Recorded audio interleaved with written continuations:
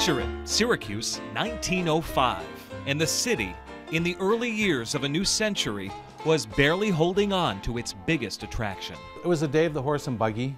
The fair was a daytime event, and it was kind of a long haul for people to come all the way to Syracuse just for the day.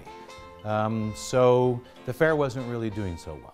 Greg Tripoli is the executive director of the Onondaga Historical Association, and he's fascinated by the way Central New Yorkers answered the challenge of a floundering state fair.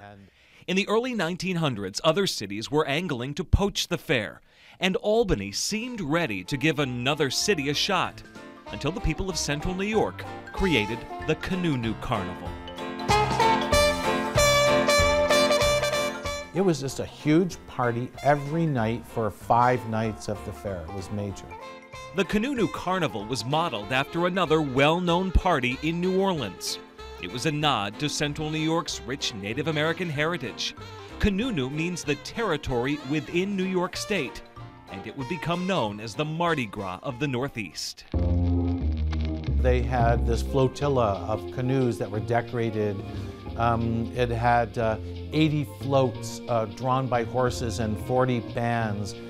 There was a major bandstand in Clinton Square right on the canal where they had 600-member dance and song shows. They had every night the city was for the first time lit by strand lighting it, making it light as day for the 100,000 people who lined the routes of the parade. The carnival provided so much nighttime entertainment. There was finally a reason for out-of-towners to stay overnight in Syracuse during the run of the fair.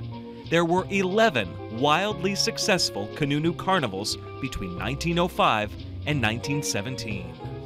It drew hundreds of thousands of people to Syracuse. It was an example of a tremendous community effort where everybody came together to benefit the entire community. You know, there weren't enough hotel rooms to house all these people who came. So people opened up their homes and rooms in their homes, and they housed people.